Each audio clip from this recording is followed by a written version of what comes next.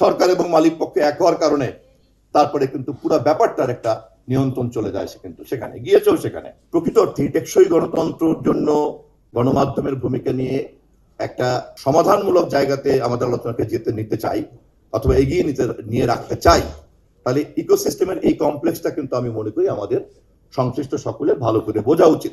Partial knowledge থাকলে কিন্তু একটা মিসআন্ডারস্ট্যান্ডিং ডেভেলপ করতে পারে। আমাদের দেশে এটা একটা সুযোগ এসেছে, জুলাইয়ে রক্ত এবং প্রাণের মধ্য দিয়ে একটা নতুন সম্ভাবনা তৈরি হয়েছে। আমাদের দেশে এটা একটা নতুন সুযোগ তৈরি হয়েছে। আমাদের প্রধানমন্ত্রী, রাষ্ট্রনায়ক, দেশনায়ক তারেক রহমান যেভাবে রাষ্ট্র মেরামত করে একটা নতুন সম্ভাবনাকে উনি তৈরি করতে চাচ্ছেন, হি ডাজ মিন বিজনেস, এটাকেও আমরা কিন্তু একটা সুযোগ হিসাবে কাজে লাগাতে পারি। ফলে গণমাধ্যমের সাংবাদিকতা জগৎ যেই মালিক পক্ষ যার উপরে নির্ভরশীল এবং যেই মালিক পক্ষ বিজ্ঞাপনদাতাদের উপরে নির্ভরশীল এবং যেই সরকার জনগণের সমর্থন ধরে রাখার জন্য পাঠক দর্শক নির্ভর যে সমাজ তাকে আস্থায় রাখার জন্য যে তার লক্ষ্য আগ্রহ, সেখানে সরকার এবং মালিক পক্ষের একটা আন্তঃসম্পর্ক এই সমাজে তৈরি হয়ে যায়, যা আমরা বিগত সরকারের আমলে দেখেছি। সরকার এবং মালিক পক্ষে এক হওয়ার কারণে তারপরে কিন্তু পুরো ব্যাপারটার একটা নিয়ন্ত্রণ চলে যায় সেখানে গিয়েছেও। সেখানে এবং বড় বড় গণমাধ্যম, বরঞ্চ নেপথ্যে দেখা গিয়েছে গণমাধ্যম জানা তার চেয়ে অনেক বেশি বড় বড় মিডিয়া হাউসের বিজনেস হাউসের মিডিয়া আউটলেট। ফলে একটা বিরাট বিজনেস হাউসের মিডিয়া আউটলেট হওয়া এক জিনিস, আর একটা বড় মিডিয়া হাউস হওয়া কিন্তু আর এক জিনিস। রুপার্ট মার্ডকের কথা আমরা সবাই জানি। রুপার্ট মার্ডক কিন্তু এই মুহূর্তে নিশ্চয়ই পৃথিবীর এই মুহূর্তে যারা $1 ট্রিলিয়ন টাচ করেছেন অথবা $1 বিলিয়ন ক্রস করেছেন, সেই ধরনের কিন্তু বিজনেস হাউসকে রিপ্রেজেন্ট করে উনি কিন্তু মিডিয়া জগতের মধ্যেই আছেন। ফলে এই সমস্যাগুলিকে যদি আমরা খুব ভালোভাবে বুঝি, তাহলে আমি মনে করি যে সমস্যার সমাধান করা খুব যে কঠিন তা না। সাংবাদিক বন্ধুদের এই সমাধান করার জন্য যেই জনমত তৈরি করা দরকার, সেই জনমতের জন্য যদি আপনারা সরকারের এই সদিচ্ছা, দেশের ঐতিহাসিক প্রেক্ষাপটে আমাদের জন্য যে সুযোগ, এবং এটাকে কাজে লাগিয়ে আমরা যদি কাল্পনিকভাবে এভাবে চিন্তা করি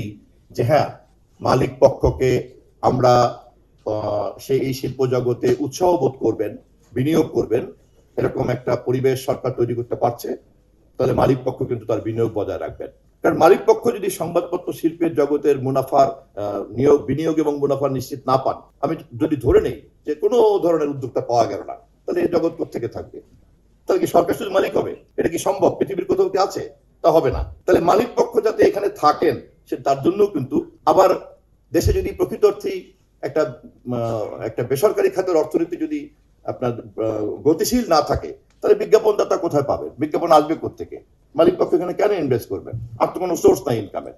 আর সাধারণ পাঠকটা হচ্ছে সংবাদের বস্তুনিষ্ঠ এবং গ্রহণযোগ্যতার কারণে এখানে ভিড় করবেন, সেটা ডিজিটাল প্ল্যাটফর্মে করুন, সেটা ইলেকট্রনিক প্ল্যাটফর্মে করুন, অথবা সেটা হার্ড কপি পাঠ করেই করুন।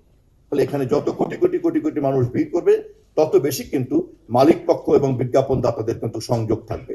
এই পুরো ব্যবস্থাটাকে আমরা যদি একটা রেগুলেশনের মধ্যে আনতে পারি, নট কন্ট্রোল, সেই রেগুলেশনের মধ্যে আনতে পারি, এবং প্রত্যেকের যার যার ন্যায্য পাওনা, মালিকের ন্যায্য পাওনা, মালিকের ন্যায্য ব্যবসায়িক পরিবেশ, মালিকের ন্যায্য মুনাফা নিশ্চিত করা, এবং বিজ্ঞাপনদাতাদের বেসরকারি উৎপাদন অর্থনীতি বান্ধব যে রাজনীতি, সমাজ পরিবেশটাকে নিশ্চিত করা, তখন কিন্তু স্বয়ংক্রিয়ভাবেই এই জগতের সাংবাদিকরা একটা ওয়েজ বোর্ডের মধ্যে আসবেন, সেখানে তারা মর্যাদাবান বেতন পাবেন, তার পরিবেশের নিশ্চয়তা পাবেন। মালিক পক্ষে এই চুক্তিতেই কেবলমাত্র তখন শিল্পের সমস্ত ধরনের লাইসেন্সগুলি তিনি পাবেন অথবা তিনি ধরে রাখতে পারবেন। বিজ্ঞাপনদাতারাও যার যার মতো করে যখন কাঠামোতে থাকবেন এবং তার ইনকাম অনুযায়ী যখন তিনি আরো বেশি বেশি করে পণ্য উৎপাদন করতে পারবেন, তখন সেখানে বিজ্ঞাপনের প্রবাহ বাড়বে। তখন সরকার এই সকলের ন্যায্য স্বার্থকে নিশ্চিত করার মধ্য দিয়ে সাংবাদিকতার পেশার নিরাপত্তা এবং মর্যাদাকে বৃদ্ধি করার জন্য এই মহলগুলিকে তখন অ্যামিকেবলি, নট প্রেশার, অ্যামিকেবলি কিন্তু তখন একটা সেটেলমেন্টে আসতে পারবেন।